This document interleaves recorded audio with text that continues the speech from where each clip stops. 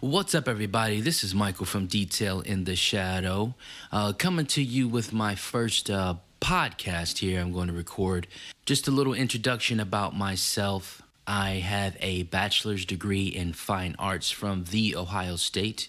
My emphasis was in photography. I was lucky enough to be taught by Guggenheim Fellows, professors from Yale and RISD. I have a specialization in black and white photo and also a specialization in the zone system.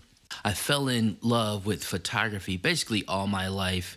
When I was a kid, I used to make little short films with my toys and a RCA VCR tape camcorder that may be before a lot of you guys' times, it may not. Then later on in life, around 2007, I took a small 5 megapixel camera and walked around the streets of Columbus, Ohio, and that was my first venture in street photography. And from then on, I went to a community college called Columbus State. I had got back into college after taking about a 5 to 6 year break.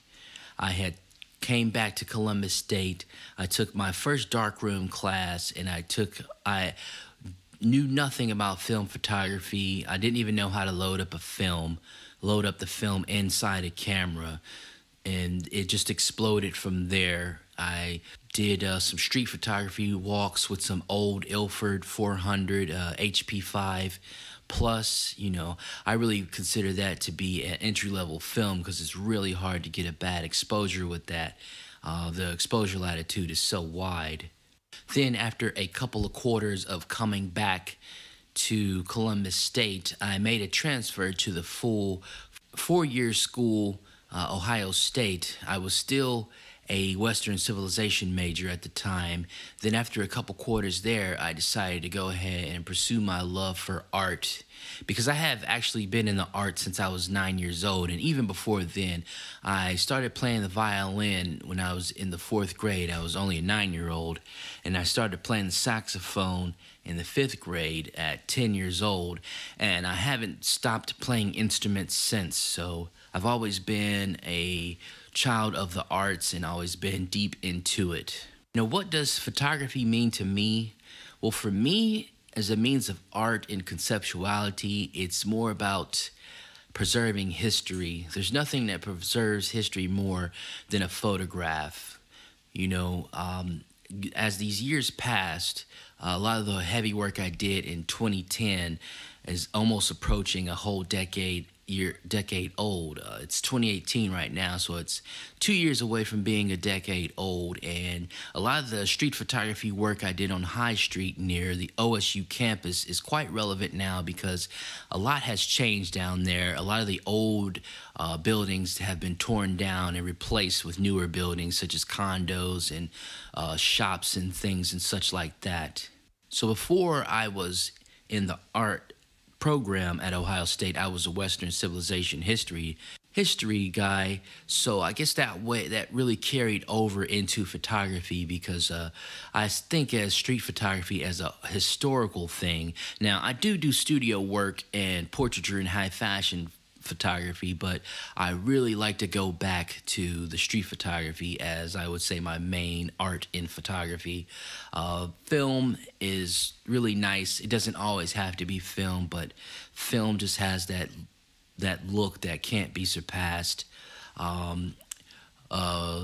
Last year, I was lucky enough to shoot some Cine Still 800T and some Cine Still 550D, and that was really cool because it really gave a resurgence in film, because that film stock is a really nice film stock, and I urge everyone to try it because they really gave a resurgence in film. As some films go, I think the Fuji Acros has gone by, but Kodak came back with their 3200 speed film. I actually never shot 3200. Yes, I have. I shot Ilford Delta 3200.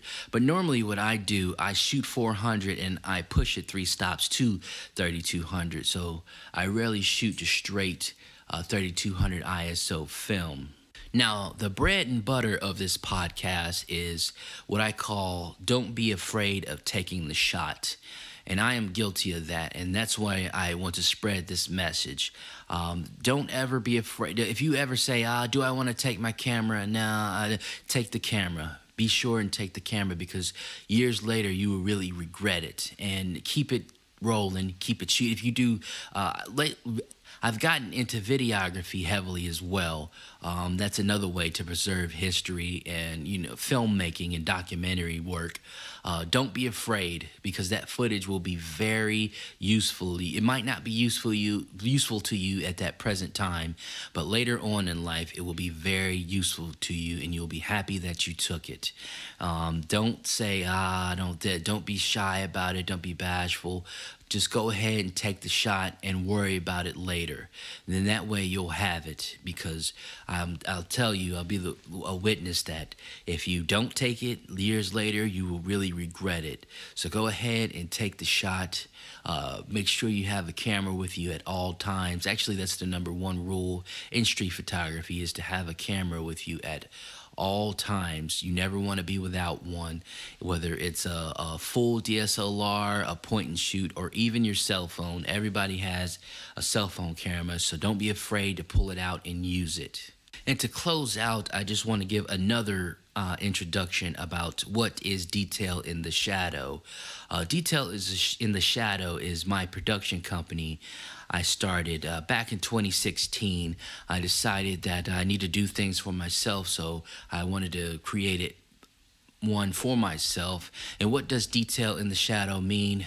Well, the great Ansel Adams and the great Edward Weston and all the photographic greats, one of the big deals is in the zone system in all black and white photography, you want to keep your highlights under control and maintain the detail in the shadow.